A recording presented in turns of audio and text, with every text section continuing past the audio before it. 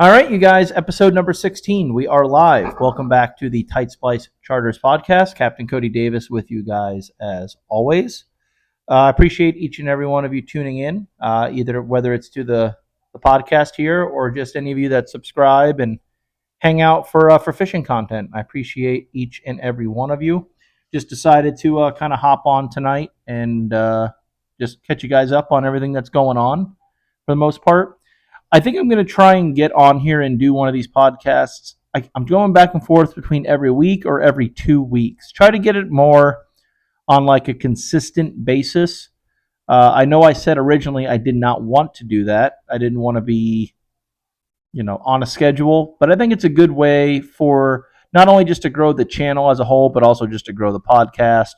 I know I'm missing out on a lot of opportunities by not posting this to Spotify or Apple or things like that. But I'm just not tech savvy, and this is simple. It's just linked right to it, and I don't know. This just works for me. But, maybe in the very near future we'll branch out. But for now, just going to be posting them on here. And I know some people, like I said in the last one, aren't fans of the podcast.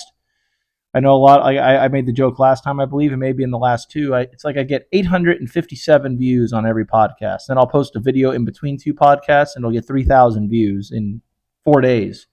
But it's like the same people listen to my podcast, which is fine. I appreciate you guys that tune in. But yeah, we'll see. But either way, just decided to jump on here. I know there's a lot of you that subscribe to my channel, or even maybe aren't subscribed, but watch my stuff, that could care less about the podcast and want to see more fishing content. And I'm one of those people. It's just, I don't know. I've been trying to get out and do some filming, but it just hasn't worked out. Any of you content creators, just videographers, whatever, anyone who's in the content space knows what I'm talking about. Like, there's just certain times where your plans don't come together, and that's kind of what I've been dealing with here as of late, I guess, when it comes to making videos. It's been tough. I mean, the fishing's been tough, and I don't know. I've been struggling to just put together good videos, good projects, I should say, as a whole, due to slow fishing, which we'll get into. My favorite fishing content, fishing pages, YouTube channels are, and sometimes my favorite videos as a whole that certain content creators or fishing pros or what have you have made, have been when nothing's been caught at all, or maybe they catch one fish or something. But they do a very good job at telling the whole story throughout the day. And there's a bunch of different channels that come to mind, and a bunch of different projects and things. And for some reason, I haven't found my niche to doing that yet, I don't believe. I love projects like that, and I love watching, videos like that capture that so well. But I just haven't found out a proper way to do it. I went out just the other day, and to be honest with you guys, I had a really good morning bite going. It was fun, caught some fish. And by 7:45, 8 o'clock, I was just done. I wanted nothing to do with a fishing rod, a fish. I didn't want to be on Lake Okeechobee anymore. I was beat up. And a lot of that is because I don't know when I really did this, when my last podcast was. But I don't know if it was before I went to the Keys or afterwards, but essentially I kind of just wore myself out. So we went to the Keys, me, Breezy, the whole family. We went down there, 2 weeks ago for the weekend, left on a Thursday, came home on Sunday, fished every day. Was out on the ocean, did some dolphin fishing, did some mutton fishing, did, a little bit of everything. And then came home. We were home for a day, maybe two, and I may have filmed a podcast in there at some point. I don't remember if that's when I filmed the last one. May have been. I know I went snook fishing one night. I left my house at 1 o'clock in the morning, didn't get home till 6. So I really didn't sleep that night. Got home, did stuff around the house, went to bed, the next night and woke up the very next morning, and we were off to Orlando to go to the iCast convention. So we'll kind of breeze through everything that happened. So then I went to iCast, was there for 2 days, left Orlando on Friday, drove home from Orlando, got home a little bit late, ended up, mowing the grass, doing stuff around the yard, getting caught up.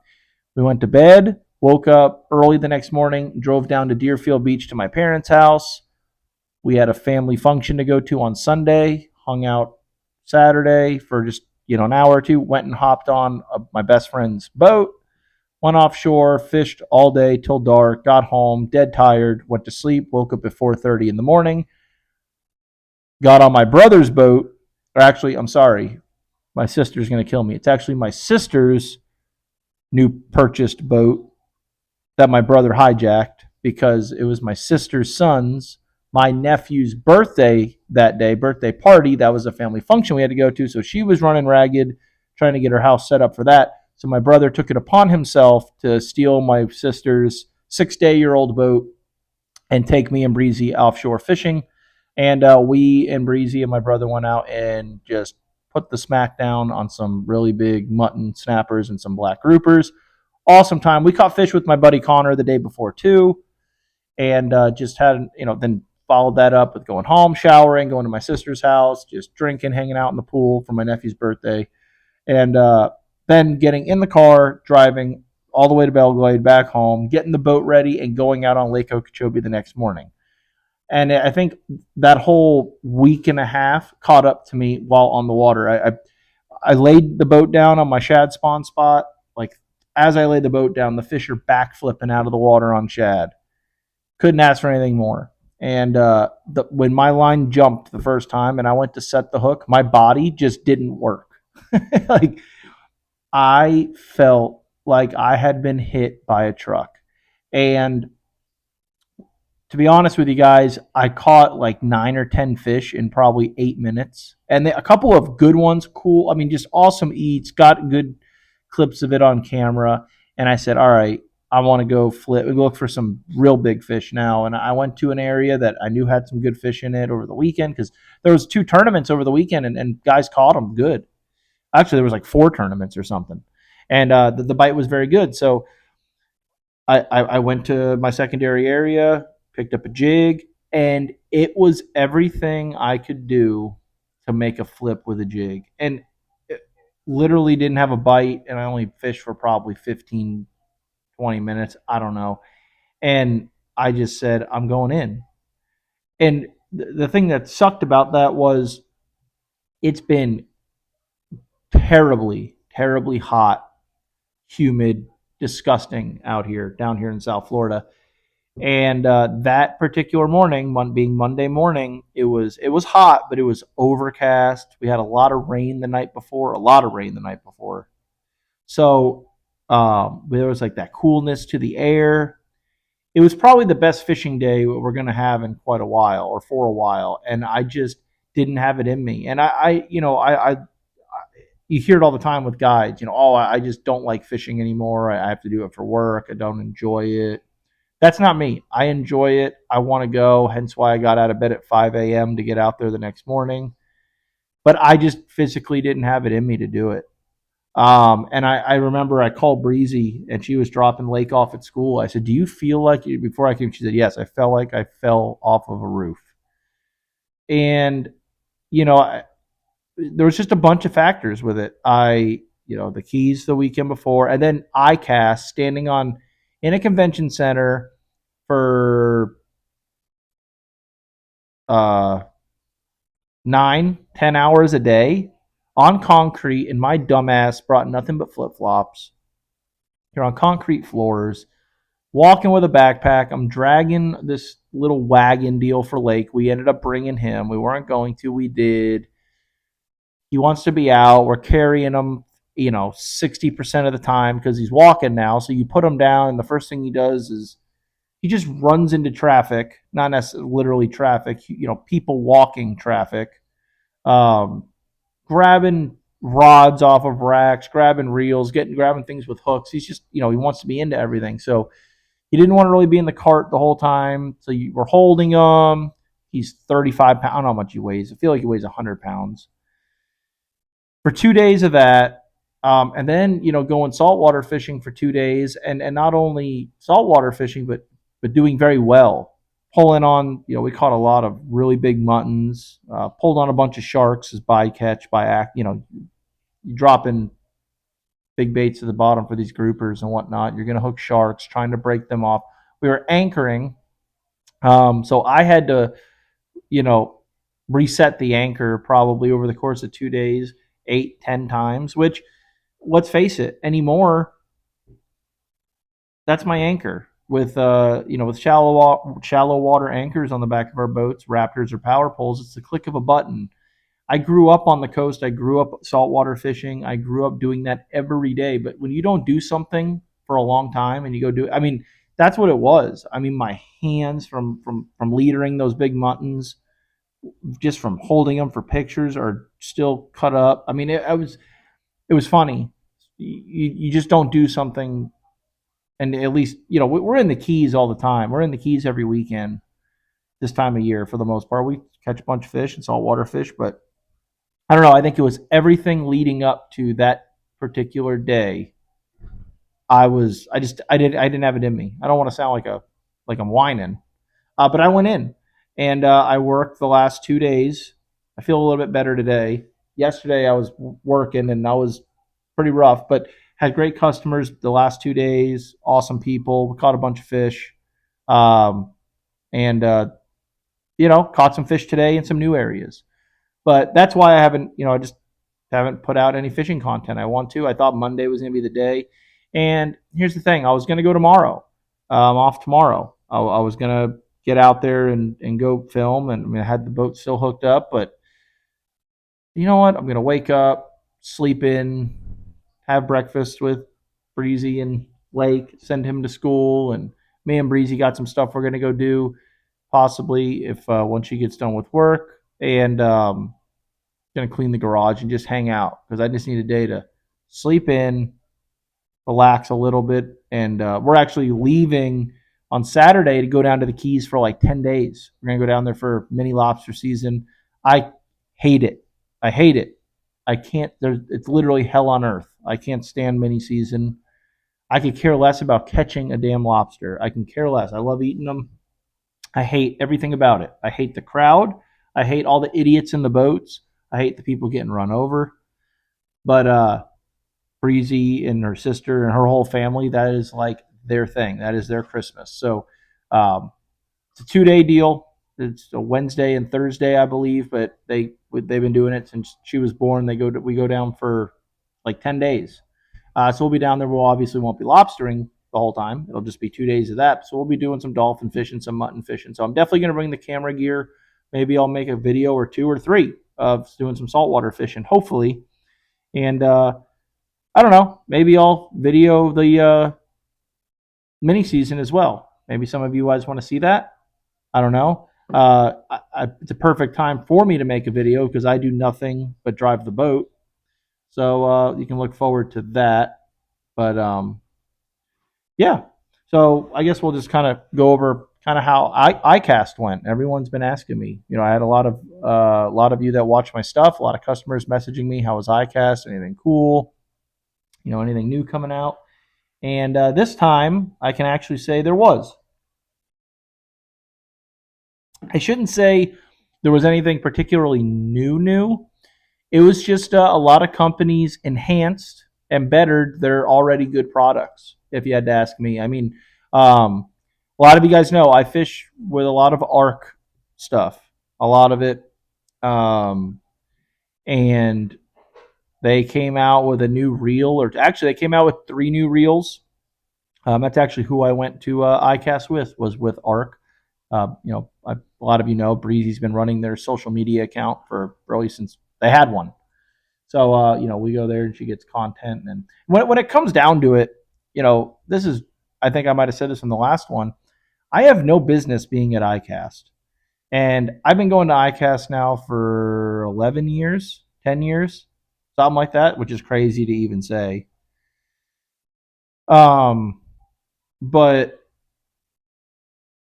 like when I first got in, I had no business being there anyway then, but we were one of the select few people that had no business being there that were there. And now I feel like 85% of iCast has no business being there. And I'm no different. I'm not talking shit or anything. It is what it is. I mean, me and Breezy said, I mean, she's technically working. She's getting content for ARC and actually, she gets content for a couple of different companies she works with for their social media pages, which is great. But like someone like, I mean, what am I doing there? I have no. This is an in the business. This is where these big deals take place, and where Bass Pro Shops goes to these companies and says, I want to sell your product. I want to, and these people work these big deals, guides, just tournament fish. We have no business being there. But with that being said, it's fun. So it's just there was a ton of people there. Actually, I shouldn't say that. It was actually a slower iCast than I've seen. But anyway, I went there with ARC, and they came out with 3 new reels. They came out with a newer gravity, like a more high end gravity bait caster. Felt great. They came out with a BFS reel. A lot of you may not even know what BFS is. I don't know what it stands for, but I do know what it is. And basically, it's ultralight fishing, but with bait casters. That's the way to really dumb it down. That's what it is. You guys see me go fishing for the peacock bass with 4-pound braid and a 4-pound leader, right? With like basically bluegill rods. You see me go chase these little tarpon around, either in Okeechobee when they're around or in some of the backwater waterways around here. I just did that video with DJ the other day fishing for snook. We're using 6 and 8-pound braid for these things. It's very light tackle for what you're dealing with. And that's essentially what BFS fishing is. It's huge, I believe, in like Japan. There's like a whole culture around it. Like how there's the big swim bait culture, there's BFS. A couple of my buddies are really into it.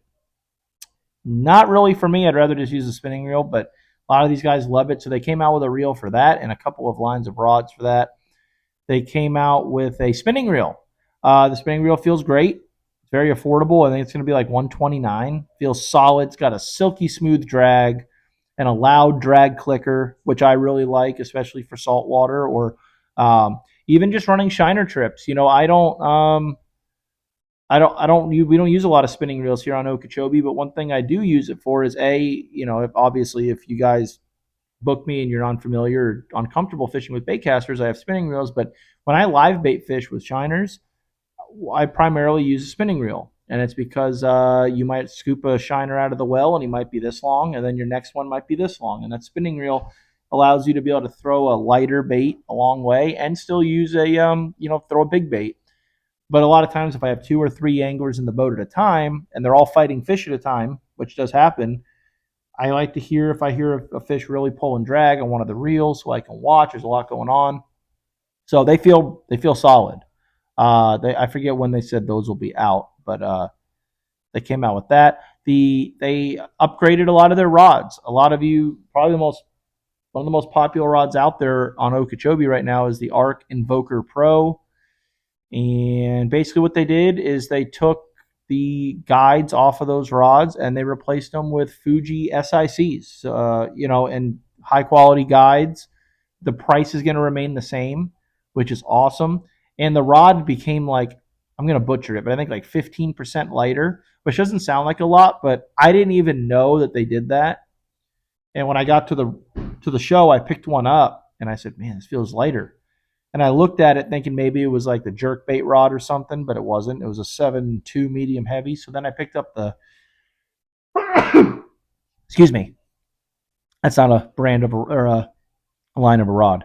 I picked up the 711 heavy, and you can honestly feel the difference in the rod. So I flip a lot of times that 711 Essence that I tell you guys about. If you're not a fan of full cork as a handle, if you like a split grip with foam, the Invoker Pro is now available. It's going to have those same guides on it that the Essence does, and it feels great. Very well balanced. It's super light. Definitely going to be getting a few of those. The Lancers They upgraded them, new reel seats, even with the Invokers, they upgraded the reel seats and stuff. The Arc, the Tharp series, great rod. I personally don't own any, but I know a lot of people that do, and they kind of pimped that out again. What else did they have? That Randall Tharp came out with his flipping jig. Seems nice. Got a good hook in it.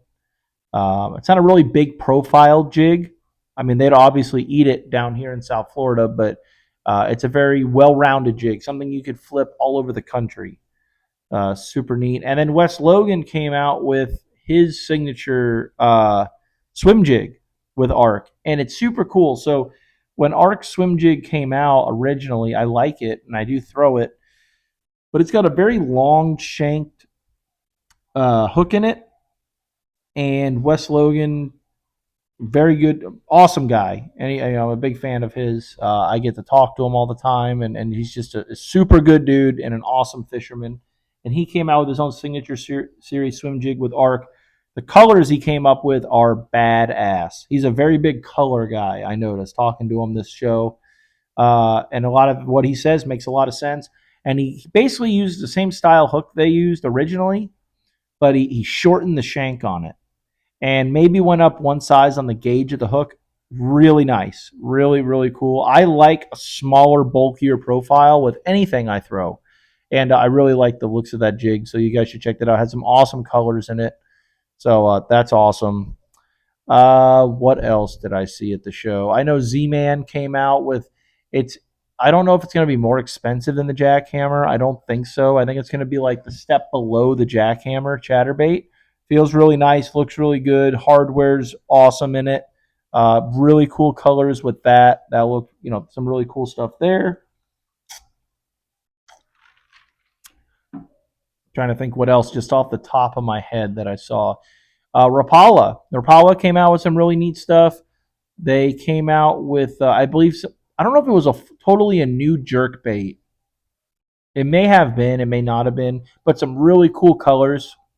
Again, I'm not a color guy. I don't own a jerk bait. I throw jerk baits down here for peacock bass, and that's really about it. But some really cool stuff from Rapala. Come really good colors on the jerk bait.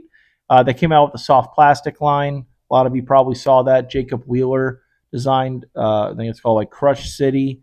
They make the one craw bait he came up with looked awesome. The colors look great. He made like a beaver style bait that came out really nice. There was, honestly, some neat stuff. Shimano came out with a couple of new reels, a new Corrado. Uh, I'm a big fan of the Corrado stuff. They redid the NRXs. I mean, it's really how detailed you want to get. I'm like doing a lap around the showroom floor in my head. The problem is what happens. I don't have an agenda, right? I don't have any business being at the show. So essentially, all the show is for me is a giant social hour. That's it.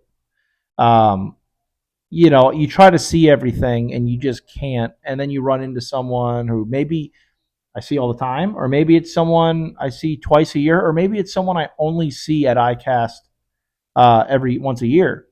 And you get talking, and of course, 1 minute turns into 20, and then you haven't seen everything. So that's kind of what happened. But there was a lot of cool stuff. You guys will see it. The best way to find it, if it's in bass relation to bass fishing, is probably just follow Tackle Warehouse's social media and stuff. They had like a team of like 7 guys going to every booth, asking what's new, and they did a really good job at broadcasting everything that's new at iCast.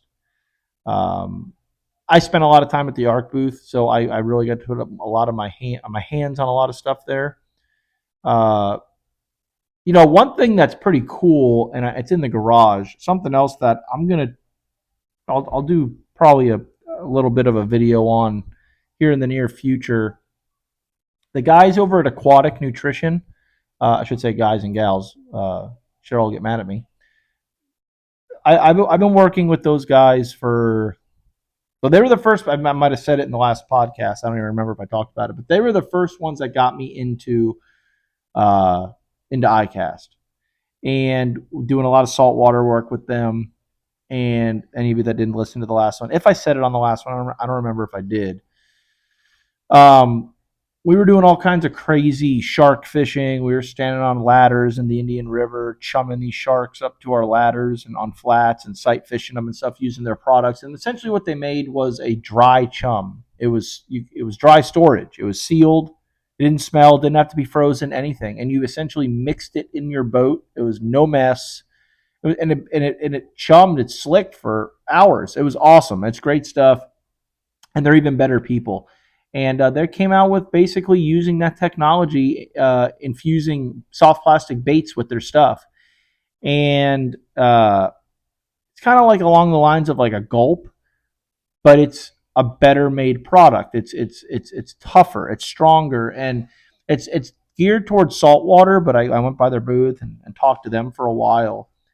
And something really cool they came out with, and I'll have to show it. I'm sure next time I'm on the water, I'll have some because it's in the garage. They gave me a few.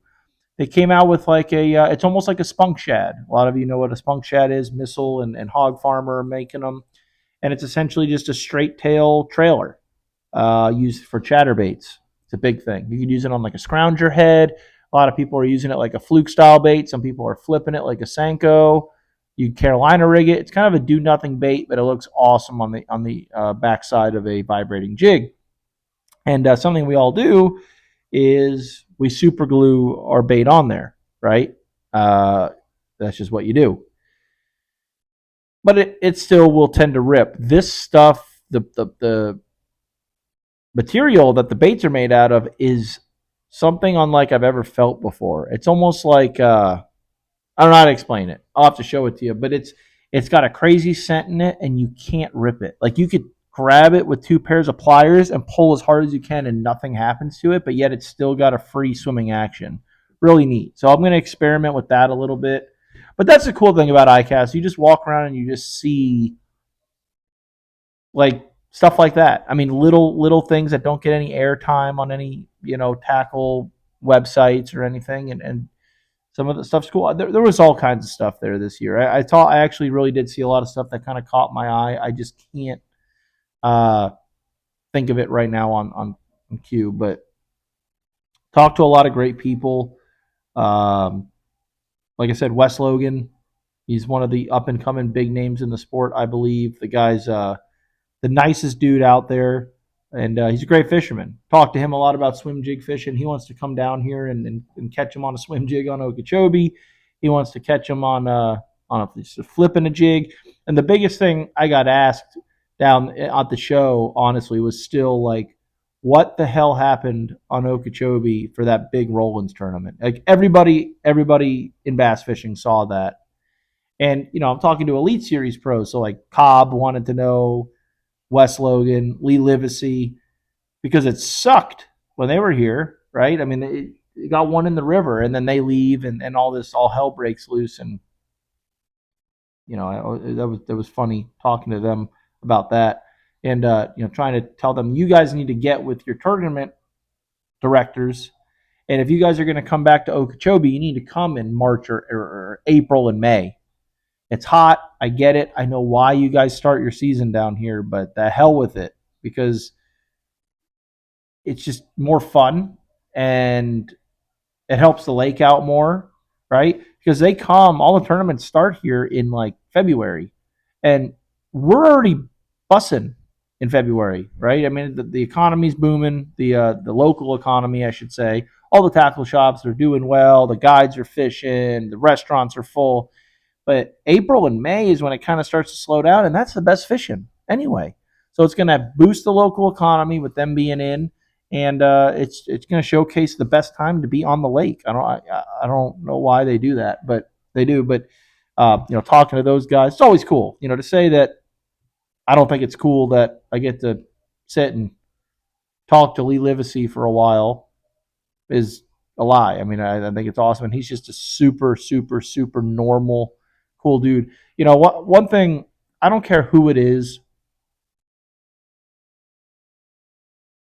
and I don't blame people, right? But I've got to interact and talk to a lot of different pros out there, Elite Series, FLW, MLF guys, And when they're in that jersey, well, and let me put it this way too. Guys that I fish against out here every weekend do it. Like when you wear a jersey, you got a patch and you got a company's name across your thing or four or five of them. You feel cool, right? You feel like, yeah, I'm this guy. I'm a badass bass fisherman. And bass fishermen are notorious for it, and it's half the reason I hate it. Hate that part of it.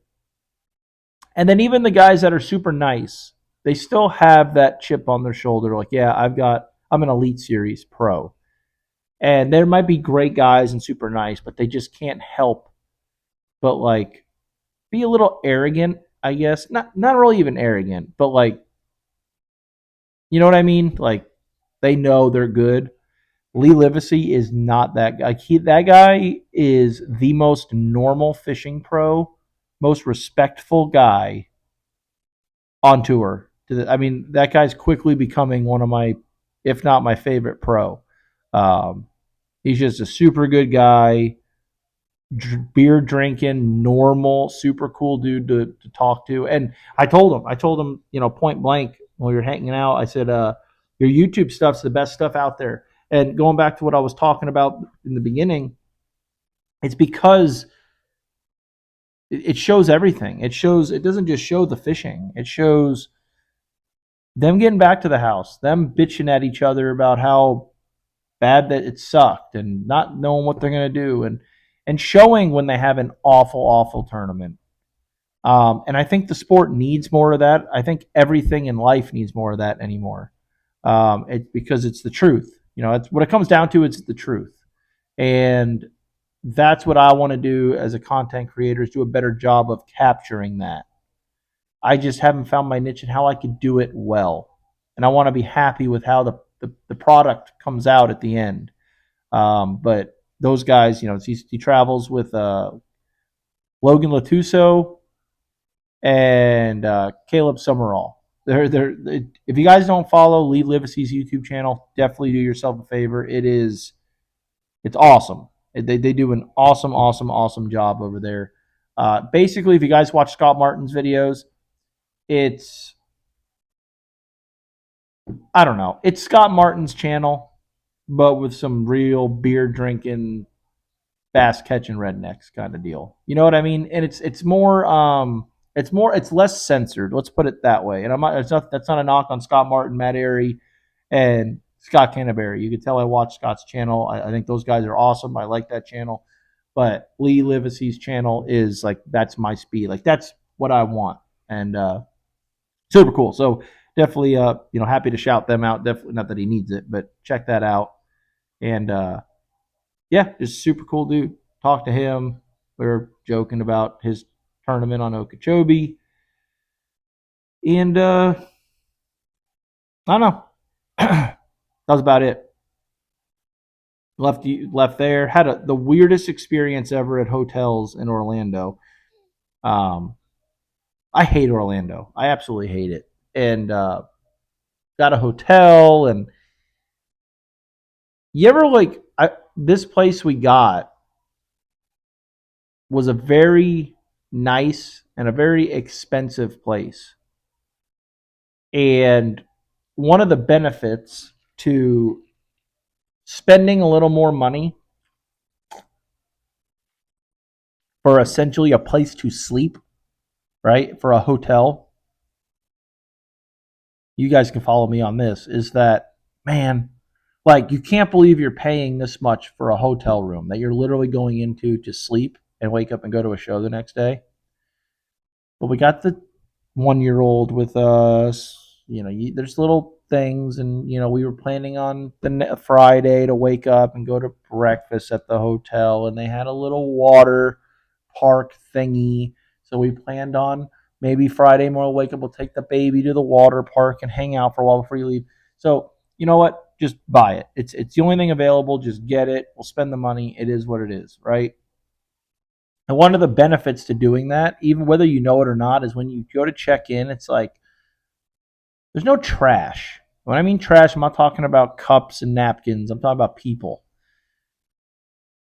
I've never been to such a nice place with the amount of trash that was at this place. I'm not going to name the place we were at. I should. Well, I don't even remember the name of it, to be honest with you. But it's not a small place.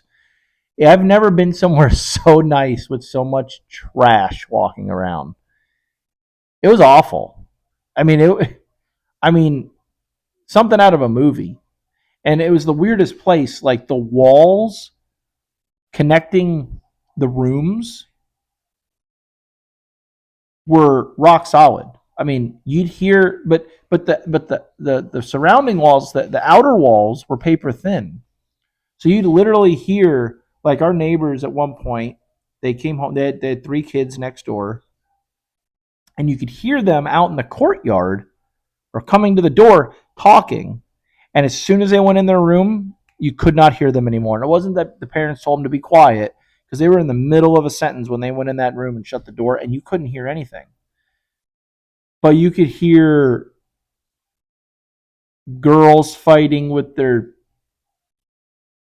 baby daddies and husband boyfriends out front because of, I mean, just at 3 a.m. And it was the craziest place. It was kind of scary. I mean, there was, when I say there were creatures walking around this place, and it was not cheap. It was, I don't know what's going on. Um, there was kind of like a little parking garage deal that I had to go park, and like I was felt threatened going to get the car every morning. I mean, it was oh, I don't know, just a weird trip. So yeah, so we got home from that. We were exhausted, and then like I said, went over to my parents' house. Super cool. Met up with my buddy and his girlfriend and or fiance. Sorry, they're getting married soon. So we went out, caught some muttons, had fun. Went back out the next morning with my brother. Had an awesome morning. Was gonna bring the GoPros, excuse me, and make a video out there, but I thought, man, it's gonna jinx it. And I was talking to Victor a lot at iCast. A lot of you probably follow the channel Land Shark Outdoors. I've probably said it a bunch in these videos, but I grew up with him. We're good buddies, and he was telling me how much better his content has gotten since he hired a cameraman. And I said, yeah, man, I bet, and I could tell. And I said, I'm going to tell you one thing I've noticed. I primarily make bass fishing content. Well, you could film some really good bass fishing content with just GoPros. Now, there's people like Brandon Polinick who make great content, and it's on a different level. Like, the spooks walking, and you could see because the camera guys zoomed in on every cast, and it's crazy. All right, I mean, obviously, if you follow I'm sure you follow Brandon Polinick's channel. He has one of the other best on YouTube right now. Great channel, and awesome content, awesome shots, great B-roll. I mean, everything about it's so cool.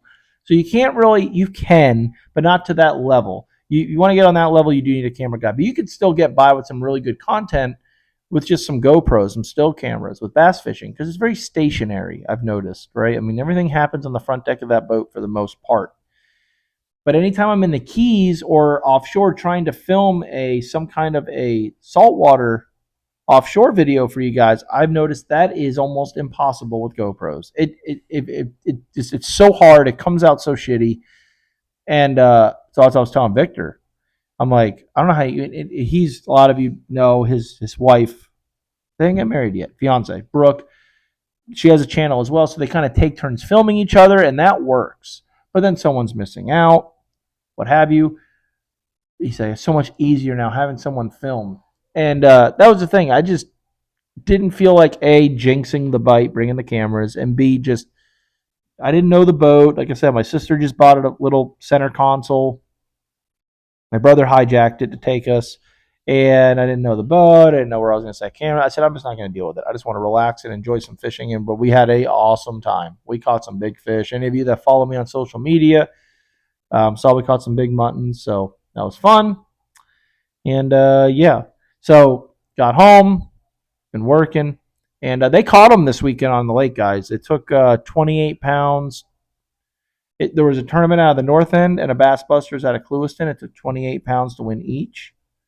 And then the following day, there was Bass Busters Gold, and it took 25 24 pounds to win.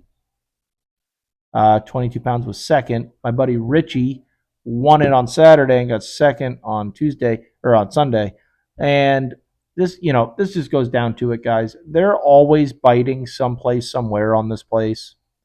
And they're both biting in multiple places. And you could be off. Timing is everything. And that's what I preach to a lot of you guys. Is that timing is so, in bass fishing in general, but on this lake, this is a true story. I talked to Kelly on Monday. I shouldn't say that. What's on my last trip? One of my last trips I ran on the lake, I went and fished an area. I think we caught one, and I went and checked a spot that I've catch them. I don't want to give anything away.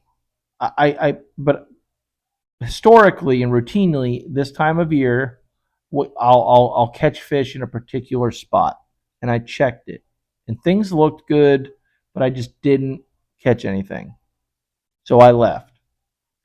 I talked to Kelly on Monday, and he said Friday he went out, ran around, caught some fish, and he went to said area and where I like to fish. He said I went through there.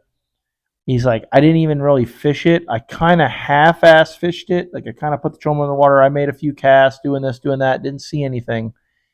And then I just kind of put the trolling motor on 100 and just kind of was looking around. Then it got hot. So I was like, you know what? I'm going to eat something and I'm going to go in. And he's like, I pulled my trolling motor up. I put my poles down. I sat there, I ate a sandwich, and I cranked up and left. And he told me where he ate the sandwich. He said, I went over there by, that stuff. And I said, yeah. He's like, and I pulled down right there and ate a sandwich, and I left. So today I'm out fishing. I run all around. Quick side note, always have your boat filled up with fuel because you just never know in this sport, especially if you're a guide. Never ran out of gas before, but I was damn close today because I went to where I wanted to go. It was blowing. I couldn't really fish the way I wanted to.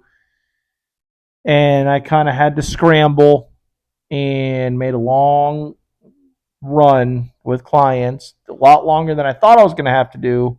We were fine. I mean, we were close to running out of fuel, but we were fine. But you just never know. And when someone's paying you money to go fishing, I take that serious. So we're a lot of, and that's not bad mouthing any other people, but where some guys might be, well, this is what it is. We're going to make something happen around here.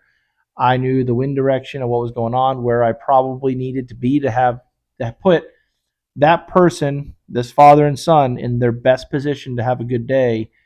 And we're going to have to run a long time, but I'm going to do it. And we went, and it paid off. What was funny was, I'm not going to pull any punches about it. I made a run, and I thought I saw my buddy Richie. Thought I saw him out in front of me when we got to this area. So I texted him. I said, "Are you out here?" And he said, "No, but I may go. I might go later or something. I don't know." So I told him where I was, and he calls me, and he said, "You need to go to this spot." And I laughed, and I said, "The hell with you." And he said, "They're there." And my joke was like, "Man, I went through there." And then I said, and then so he said, "Just go there." And he knows that me and him, we usually see each other traditionally in this area this time of year. So they just keep it, DL. Now I'm talking about it on podcast, but I ain't saying where anything is. So I go to this spot, right? And I go to where I traditionally my juice. And I'm scrambling. Like I'm going here and I'm telling him, like, just keep casting. Just cast over here. And I text him. I had to ask him a question about a spot. Try not to give anything away. And he tells me kind of where I need to be. And it dawned on me that where I needed to be was literally where Kelly pulled down to eat his sandwich. I said, that's so funny because Kelly went through there Monday. And anyway, so I go to this little deal, and there they are. Like, make the cast. I'm bit. The son's bit. The dad's bit. Like, we got bit in this certain spot. So it's one of those things where even if I were to have checked this spot, that I have done very well, um, I've, I've, I've I think I've had fish on camera at this spot. Um, and it's a spot within a spot within a spot is what it comes down to. But even if I'd have gone there, or even like he did, like he told me they're here, I went there and would not have caught anything. Or I may have, who knows? There might be some other fish there. But but I was off by, this much. And on top of that, the bait I traditionally throw there, they wouldn't touch. And he's told me they wouldn't touch it. And I didn't try to prove him wrong, but I just had it tied on anyway. So I threw it. And while the father and son in my boat today were catching fish, they would not touch it. So, I could have been on the spot, but not in the spot within the spot. And a lot of times, if you could be in the spot and catch some fish, but if you're in the spot within the spot, you're going to win. That wasn't even the case today. Like, if you were not in the spot within the spot, you weren't catching anything, and you could be off by this much by the bait. So then that's the thing. Like, I wasn't in where I needed to be, and then even if I was there throwing what I traditionally throw there, I may have got lucky and caught one, but I'm telling you, I threw a certain thing and did not get bit. And how many times has that happened to us as fishermen on any lake in the country, where you might be on the mother load, but you are not throwing what they want. You're not throwing it the right way. You're not throwing the right color. And you would never think there was fish there. And we had that's 4, 15. Probably had 20 pounds off of it, which is good. And and my buddy Rich had 28 on Saturday, and he had 22 on Sunday, and he lost 3 giants. He said, so somebody's catching them someplace, somewhere, all the time. And just be aware of that. Be aware that you can be in fishing, especially in bass fishing, you could be off by this much. You really can. And I told my customers, they're like, "Oh man, Cody putting on." I said, "No, I didn't. I really didn't do anything. I mean, I made the phone calls, and thankfully, I know a lot of people, and thankfully, I got a little tight circle. There's certain people that I share information with, and Richie is one of them. And I'm not going to say where he was, but he had a little deal dialed in, and I told him I owe you. So that was cool. Caught some big fish. The customers were super happy. Had a young kid on board. He caught his personal best, so it was awesome. But yeah, it's crazy. I mean, you could, and again, I went through there, and come to find out, Richie checked it around the same time I did, and he didn't catch anything. And then he went back another time, and they were there. And also, they moved. And he told me on Saturday that they were doing different deals than on Sunday. I mean, these fish, it's crazy how that small of a difference, and how much they'll move. And then, there's times when I've done it where you caught them right here, so you just go right there and you stay there and try to make it work, but they're over here. But that's about it. I mean, I know, the North End event. I forget what tournament it was that was out of Scott Driver. I think it took like 28 to win that. My buddy Chris Sherling got third. Don DeMont got second by just inched out Chris, and that was I was very surprised because I was on the coast saltwater fishing, and that's good weights. That's good weight for I don't care what time of year it is in the lake, and it was been so hot. with the high water, the hot water, I figured it was going to be really slow, but them guys, they caught them. So that was awesome to see. We're catching a lot of fish. I mean, if you guys want to book, like I said, I'm going to be gone for mini season, but when I get back, the fishing is good. The deal is you really just got to fish like 4 hours, guys. It gets unbearable out there. It's getting unsafe. That's how hot it is. But the fish are biting in the mornings. They are. And they might be biting later on too. But then you're gonna get thunderstormed out, and it's just not safe to be out there. But some big fish. I should go film tomorrow, but I'm not going to. Um, yeah, that was cool. And that's the other thing. And that was a perfect example also today, which is something that I encourage a lot of you guys to listen to. Is that everyone sees these pictures of these giant bass and these giant bags of fish that we and other people catch here on Lake Okeechobee. And I feel like people sit on their couch and look at that and show it to their wives and their buddies and tag each other. And, I know, man, you imagine having a day like that, 33 pounds or, 28 pounds, whatever, man, that must just be an awesome day. And in reality, a lot of times that bag is not a good day. It's a good 8 minutes to an 8 hour day. I mean, a lot of times on this lake, those fish bite that quick. And you might go down a stretch and catch them. They may just turn on for 10 minutes. And I mean, today we started. It was couldn't really fish where I wanted to. Moved around to 5 different spots, and it was at the very end of the day we caught them. And then what was funny was like we went through there. We made one little pass. We caught them, and then that was it. We did not get another bite. They turned off. So, and that's people got to know that. I just people, I have people get in my boat, a couple days after a tournament that maybe I did well in, and they'll say, "Man, we need to go to that spot where you fished on Saturday." We're here. Well, you caught some big ones on Saturday, yeah, but we only caught 8 fish all day. And people don't put that together. They think that if you catch 30 pounds, I've never caught 30. If you catch 25 pounds, that means you caught 80 fish. That's very rarely the case. Does that happen? Um, so you got to just put that in your head. A lot of times if you're catching big ones, you're not catching a bunch, and there are those days where you do.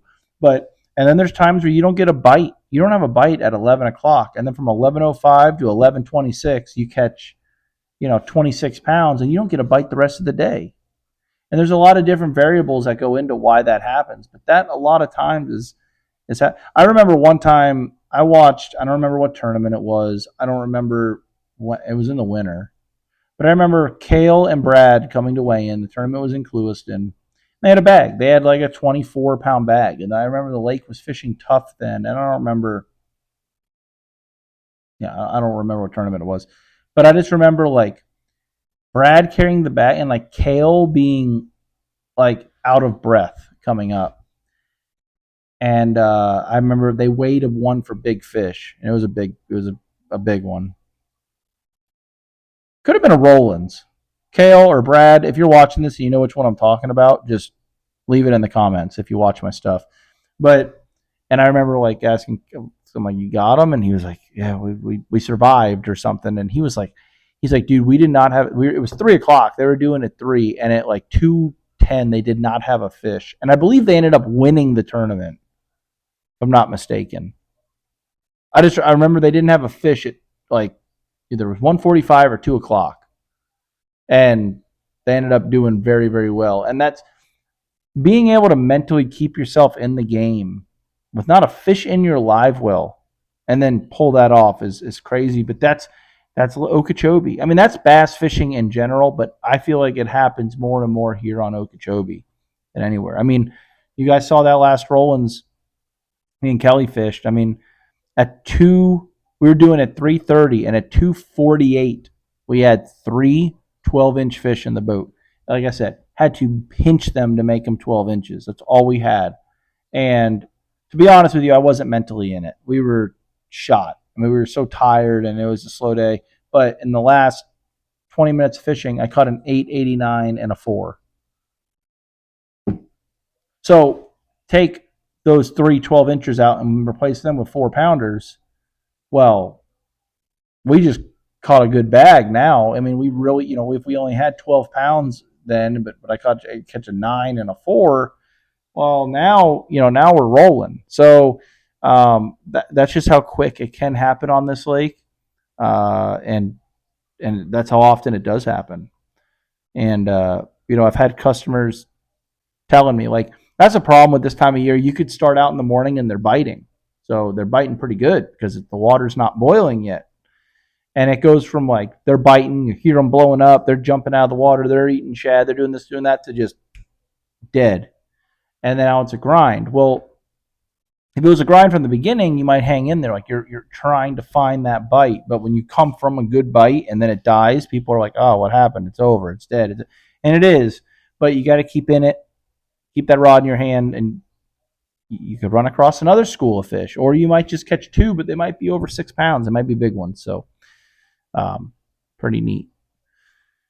But that's about it. I've got some, kind of wrapping up here. Got some hats made. They came out pretty good. I'm not into shipping, guys, especially a hat. So any of my locals that want some stuff, want a hat, let me know. I'll let you know the prices if you want to help channel and support. Got gray and black and white. Only did a few of them in case anyone wants any. Have those available. And still thinking about some background art here. Hung a couple of spooks and whatnot. Devil's horse back there, a trap, but want to kind of podcast studio this little backdrop up. Got my little stealthy microphone here. I had the big one, but felt like it was just, couldn't really see my face, like I was hiding behind it. So trying something a little bit new here. And yeah. So like I said, I'm going to probably try and do one of these every 2 weeks. I kind of run out of things to talk about, but you guys seem to like listening. So that's about it. I'm going to really try to get out. Well, I'm not going to be able to. So the next fishing video you guys see will probably be from down in the Keys. Probably do some saltwater stuff. And then we'll be back out here flipping the old jig on Okeechobee. I really do want to go tomorrow now, but I'm so tired. I don't know if you guys can see it in my face. I am tired. I'm excited to sleep in past 5 o'clock tomorrow. Maybe we'll do something. Maybe we'll go to hit a spillway or something with the cameras. Who knows? I don't know. Well, I appreciate you guys watching. Appreciate you got all this just the positive feedback I get on the channel and as a whole. Share the channel with your friends. Share the videos. Tag your buddies. I do want to grow this thing as best I can. And if you guys want to book a trip, I'm a pain in the ass to get a hold of. I've said it 100 times. Shoot me a text message. Hey, Cap, or don't call me Captain. I feel like people feel like they have to call their captain, and there are a lot of captains that will get pissed if you don't call him Captain. I'm not that guy. I don't even like being called Captain. I think it's weird. I'm your buddy. I'm your friend. Just say, what's up, man? Do you have these dates open? Or just say, what dates do you have available? And I'll let you know. But again, I got like a little desk here now. You guys notice I got like a different table. We're doing some moving around. Here's my schedule. This is my book.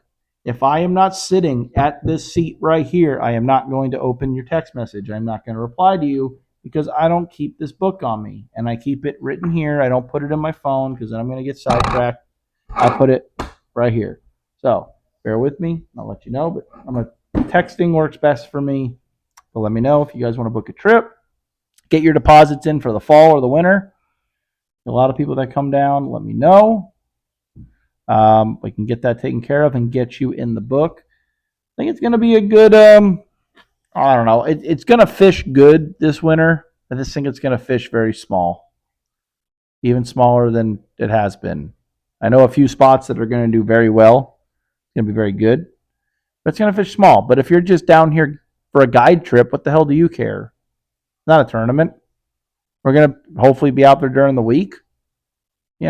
We might have to share it with some people, but it won't be like. I mean, tournament fishing wise, it's gonna fish small, but it's still Okeechobee, and they still live here. So appreciate you guys watching. I'm gonna go to bed, and let me know. Let me know on the next one if there's anything you guys want me to go over. Leave it in the comments. I will read the comments. I promise you. List any questions you want me to answer in the comments, Q&As, any stories you'd like to hear, um, whatever. Let me know in the comments, and we'll go over it on the next podcast. So see you guys on the next one. Take it easy.